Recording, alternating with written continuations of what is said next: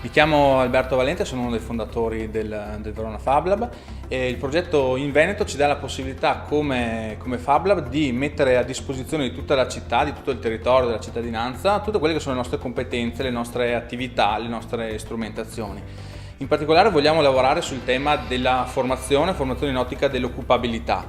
quindi creare esperienze formative che si affianchino a quella che è la scuola, l'educazione diciamo formale, esperienze che possano aiutare i cittadini, i giovani, ma non solo, anche tutte le persone insomma, che sono già inserite nel tessuto lavorativo o che purtroppo sono